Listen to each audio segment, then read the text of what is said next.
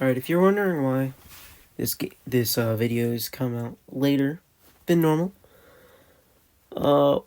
my phone died in the middle of recording, and for some odd reason, it did not save said recording, and it got removed.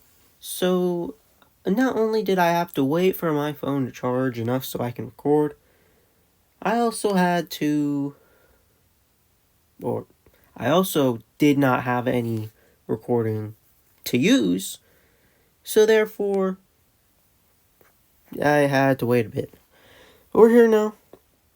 I didn't say much there either, so it's not like it was a long video. I was trying to get it out fast, but, not fast enough, obviously, since my phone died. But the Colts do edge out a win in overtime, which is embarrassing, against the Jaguars, 26-23 in their season finale. As we all know, they were lost to the Giants last week. Officially kept us out of the playoffs. But as you can see by now, the Broncos are 100% winning their game against the Chiefs. Therefore, it would not have mattered in the first place. We really had needed to win that Broncos game if we wanted any chance at the playoffs, and we just didn't. So, unfortunate for us. Season was already over. So, it wouldn't have mattered anyway, but with the Giants' losses earlier in the season, so things like the Packers without Jordan Love, or the Giants, and the Giants is now, but the Jaguars early in the season, it's just embarrassing. But the Colts do get the win. Again, I don't have much to say. I didn't say much, then. The things I mentioned in the other recording were Shane Steichen had two dumb decisions. One of them, it was 4th and 1, I believe in our territory, and we went for it. One, Jonathan Taylor wasn't in, who had a monster game. Not as good as the Titans game, but he had a really, really good game.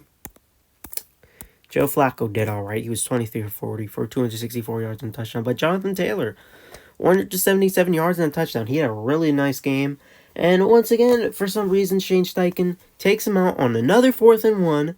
And instead of throwing it or handing it off, he calls an RPO with... I don't know the age of Joe Flacco. But he's like really 39-year-old Joe Flacco. And, the other running back. And, Joe Flacco takes the ball and tries to run for the first down, and he gets stonewalled because he can't run. So, really embarrassing on, Flacco's fault. I mean, Steichen's fault. I'm not going to blame Flacco on that since, he can't run. But, and then at the end of the game, we got the ball back with 140 to go. Not 140 seconds, that'd be something else. But we got the ball back with 1 minute 40 seconds to go, or somewhere around that. After Cam Little drilled like a 53-yarder to tie the game. And we had no urgency. We came out, we started running the ball, and by the time that it was like 3rd down and we were in the middle of the field, it was like 30 seconds left, 2 timeouts. I mean, it just didn't say the time there, and we took it overtime, and obviously we did win in overtime. So, good on us, I guess. And then the other thing that I mentioned, Pro Bowlers, including... Yeah, I talked about Zaire Franklin a little more. But I mentioned our Pro Bowlers. Jonathan Taylor, Quentin Nelson, and Zaire Franklin. And I'm pretty sure we have 2 backups if they need them. But 3 overall, Pro Bowl players. So, good on all 3 of them. Jonathan Taylor, obviously one of the best players on our team. Zaire Franklin, best defensive player on our team. Kenny Moore is close. And Quentin Nelson was one of the best offensive linemen in the league. So, good on all 3 of them. And then about Zaire Franklin, and really about Pat McAfee. I talked about Pat McAfee a bit after the Giants game. He came out, he absolutely destroyed the Colts front office. And he did a little more of that like a couple days ago. But of course, with Zaire Franklin, I know he's a tough topic. I, of course, congratulated him last week on, leading the tackles in the league for the year. Because I knew that there would be no chance anyone would have a shot unless Buda Baker has like 16 tackles today or something. I congratulated him, and then, I had to talk about it. Pat McAfee, Zaire Franklin, stuff like that. A lot of people want Zaire Franklin gone just because he's a little arrogant and he likes to show off his stats and he likes to talk.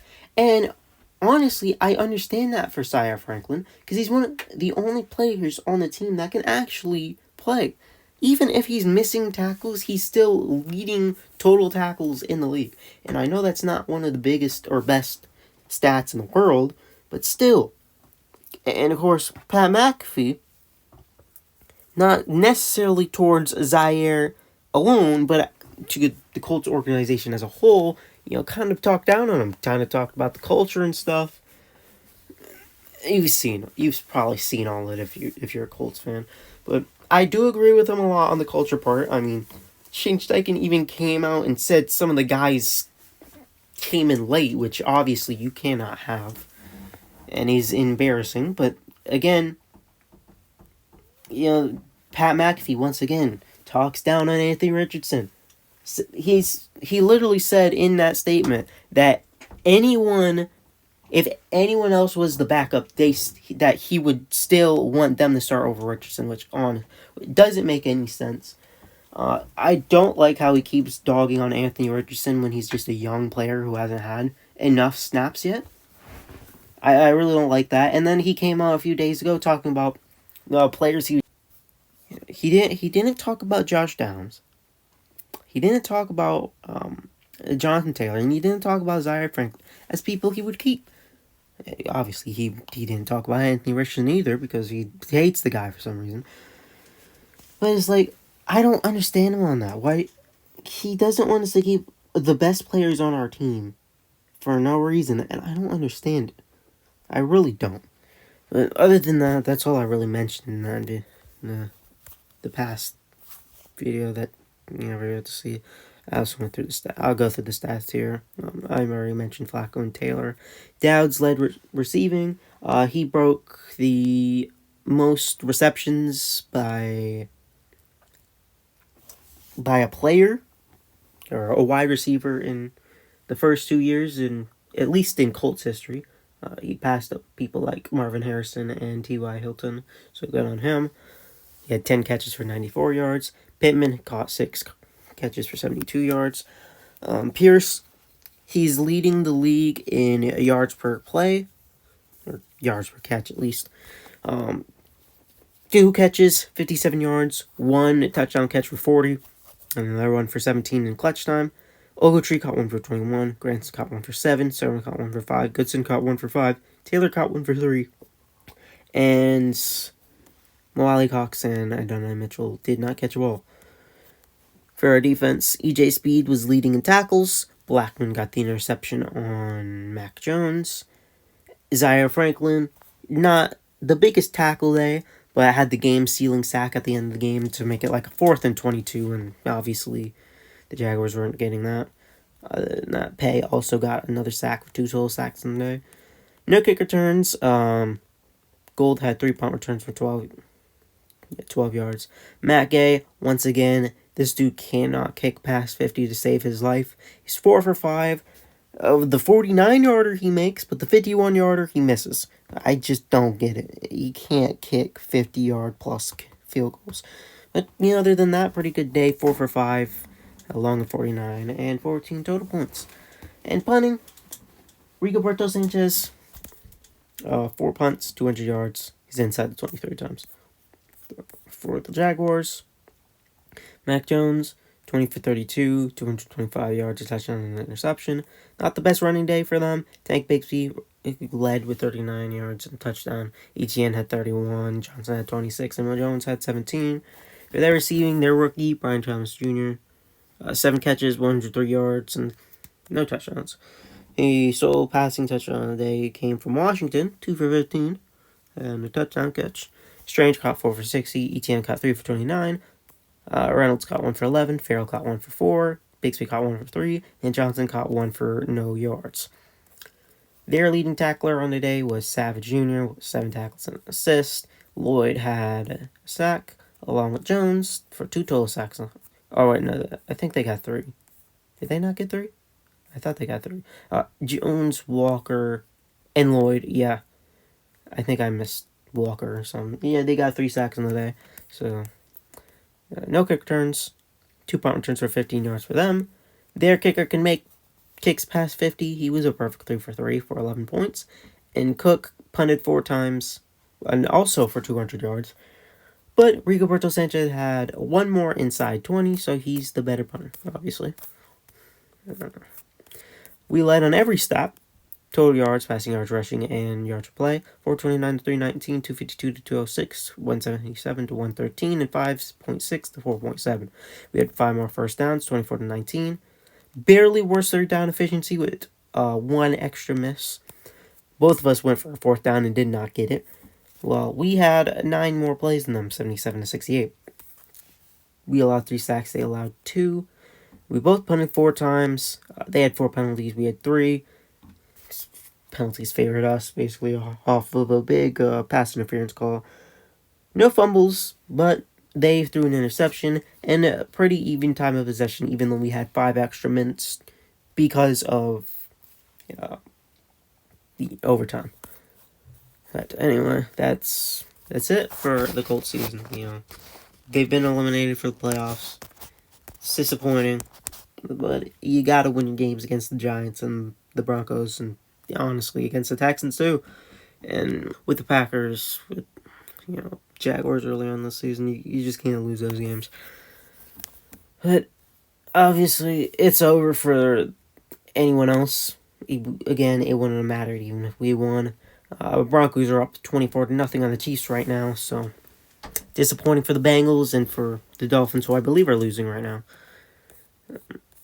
Let's go see.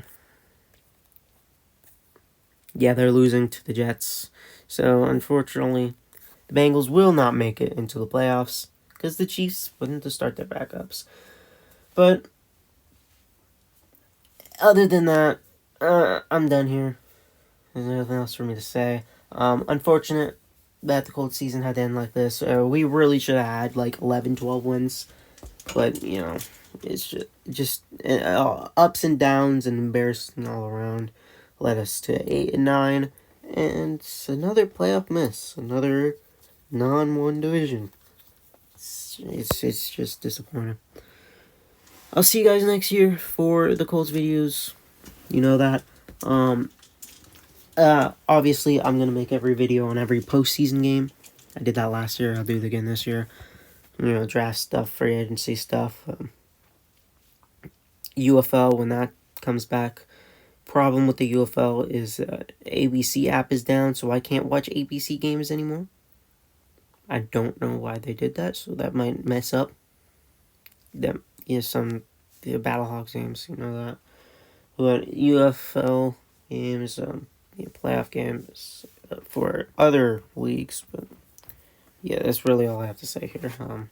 See you guys later, and thank you for everyone who's watched these Colts review videos the past few months. Thank you for watching them, and I'll see you guys later. Peace.